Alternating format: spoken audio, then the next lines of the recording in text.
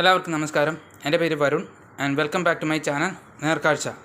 സുഹൃത്തുക്കളെ, ഞാനിന്നിവിടെ വന്നിരിക്കുന്നത് എനിക്ക് KSRTC ബസ്സിൽ വെച്ച് നേരിടേണ്ടി വന്ന ദുരനുഭവങ്ങളെക്കുറിച്ച് പറയുവാനാണ്. അത് വളരെ വേദനാജനകമായ ഒരു അനുഭവമാണ് എനിക്കുണ്ടായത്. വളരെ വേദനാജനകമായ ഒരു കാര്യം എന്ന് പറഞ്ഞാൽ, ഒരു ഭിന്നശേഷിക്കാരൻ എന്ന നിലയിൽ എനിക്ക് സർക്കാരിൽ നിന്നും അനുവദിച്ച് കിട്ടിയ കാർഡാണ് UDID കാർഡ്. എല്ലാവർക്കും അറിയായിരിക്കും. ഇതാണ് സാധനം. അപ്പോൾ ഈ ഒരു കാർഡ് ഉണ്ടെങ്കിൽ കൺസെഷൻ എന്ന് പറയുന്നത് ഉൾപ്പെടെ ഉള്ള ആനുകൂല്യങ്ങൾ ഞങ്ങൾക്ക് കിട്ടണം. പക്ഷേ ഇവിടെ ഈ ഒരു കാർഡ് കാണിച്ചിട്ട് പോലും എനിക്ക് കൺസെഷൻ തന്നില്ല എന്ന് മാത്രമല്ല, ഒരു ലേഡി കണ്ടക്ടർ ആയതുകൊണ്ടും ആവാം, അവർ എന്നെ പല വിധേന പല കാര്യങ്ങൾ പറഞ്ഞ് അവരെന്നെ നിനക്ക്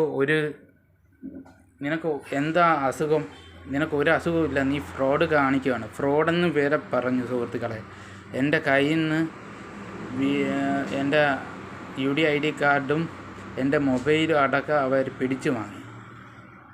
എന്നെ പറയാൻ ഇനി വേറെ ഒന്നുമില്ല. എൻ്റെ മുഖത്തടിക്കുന്ന വിധം അവർ പറഞ്ഞു. എന്നെ ബസ്സിൽ നിന്ന് ഇറക്കി വരെ വിട്ടു.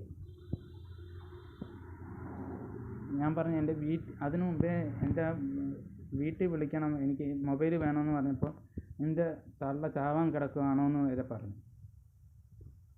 അപ്പോൾ എനിക്ക് നേരിടേണ്ടി വന്ന അനുഭവം നാളെ മറ്റൊരു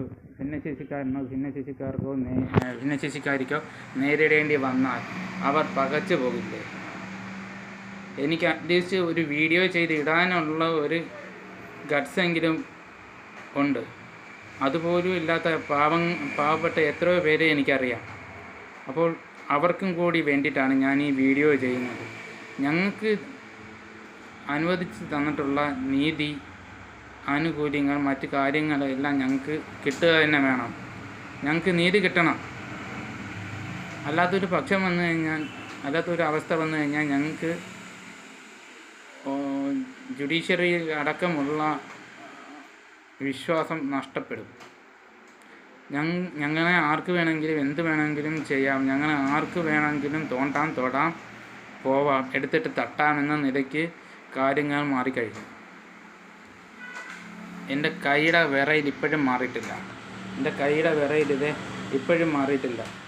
ഞാൻ ലൈവ് പോകാനായിട്ട് നോക്കിയപ്പോഴത്തേക്ക് അവരെൻ്റെ കയ്യിൽ നിന്ന് ഫോൺ വാങ്ങിച്ചു. ഞാൻ അതിൻ്റെ ഫോട്ടോ എടുക്കാൻ നോക്കിയപ്പോഴത്തേക്ക് അവർ പറഞ്ഞു, നീ ഇങ്ങനെയൊക്കെ കാണിച്ചു കഴിഞ്ഞാൽ നിന്നെ ലോക്കപ്പിൽ കൊണ്ടിടുമെന്ന്, പോലീസ് സ്റ്റേഷനിൽ കയറ്റുമെന്ന് പറഞ്ഞു. അപ്പോൾ ഞാൻ പറഞ്ഞു, പോലീസ് സ്റ്റേഷനിൽ പോവാം എന്ന് പറഞ്ഞപ്പോൾ അവർ പറഞ്ഞത്, നിനക്ക് കളിക്കാനുള്ള സ്ഥലമാണോടാ പോലീസ് സ്റ്റേഷൻ? എടാന്നും നീന്നും മാത്രം വിളിച്ചാണ് അവരെന്നോട് സംസാരിച്ചത്. അത് ഏറ്റുപിടിക്കാനായിട്ട് കുറേ വരും. എന്നെ കൈവെക്കാൻ വരെ വന്നു. അപ്പോൾ എനിക്കിപ്പോൾ ഇങ്ങനൊരു അവസ്ഥ ഉണ്ടായെങ്കിൽ നാളെ വേറൊരു ഭിന്നശേഷിക്കാർക്കായിരിക്കോ ഇങ്ങനൊരു അവസ്ഥ ഉണ്ടായിക്കൂടാ എന്ന് എന്ത് ഉറപ്പിലും നമുക്ക് പറയാൻ പറ്റും? ഭിന്നശേഷിക്കാർക്ക് നീതി നിഷേധിക്കപ്പെടുകയാണ്. നീതി നടപ്പാക്കേണ്ടടുത്ത് നീതി നിഷേധിക്കപ്പെടുകയാണ് സുഹൃത്തുക്കളെ ചെയ്യുന്നത്. ഇത് ഇന്ന് എനിക്കാണ് സംഭവിച്ചെങ്കിൽ നാളെ ഉറപ്പായിട്ട് മറ്റൊരാൾക്ക് സംഭവിച്ചിരിക്കും. അത് ഇല്ലാതാവണമെങ്കിൽ ഇത് മുഖ്യമന്ത്രിയും പ്രധാനമന്ത്രിയും എന്ന് വേണ്ട ജുഡീഷ്യറി അടക്കമുള്ള ഞങ്ങൾക്ക് നീതി ഉറപ്പാക്കേണ്ട എല്ലാവരിലേക്കും എത്തണം എന്ന ഒരു അഭ്യർത്ഥന എനിക്കുണ്ട്. ഇപ്പോഴും എൻ്റെ വിറയൽ മാറിയിട്ടില്ല. നോക്ക്, എനിക്ക് ഇത്രയും ഡിസബിലിറ്റി ഉള്ള എൻ്റെ മുഖത്ത് നോക്കിയാണ് അവർ ചോദിച്ചത്, നിനക്കെന്ത് കുരുവാണ് ഉള്ളതെന്ന്. ഒരു സ്ത്രീ ആയതും കൂടെ കൊണ്ടാണ് അവർ അത്രയും ധാർഷ്ട്യം കാണിച്ചത്. അവരുടെ വാക്ക് കേൾക്കാൻ മാത്രമേ ആൾക്കാരുണ്ടായിരുന്നുള്ളൂ എന്നത് എടുത്തു പറയേണ്ടിയിരിക്കുന്നു. എൻ്റെ വാക്ക് കേൾക്കാനോ ഞാൻ പറയുന്നത് കേൾക്കാനോ ഒന്നും അവിടെ ആരും മെനക്കെട്ടിട്ടില്ല. എനിക്ക് ഇത് സംഭവിച്ചു എന്ന് പറയുമ്പോൾ ഓരോരുത്തരും അത് ഉത്തരവാദികളാണ്. ആ ബസ്സിലുണ്ടായിരുന്ന ഓരോരുത്തരും, എനിക്ക് വേണ്ടി സംസാരിക്കാൻ ആരും. ഇപ്പോഴും എൻ്റെ വിറയൽ മാറിയിട്ടില്ല. എൻ്റെ വിറയൽ അത്രയ്ക്കും ഉണ്ട്. എന്നെ അത്രയ്ക്ക്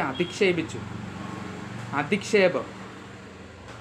ഇത് ബിജു പ്രഭാകർ സാറിൻ്റെ അടക്കം കൈകളിലേക്ക് ഈ വീഡിയോ എത്തിക്കണം. ഇതെൻ്റെ ഒരു എളിയ അഭ്യർത്ഥനയാണ്. ദയവ് ചെയ്ത് ഇത് നിരാകരിച്ച് കളയരുത്.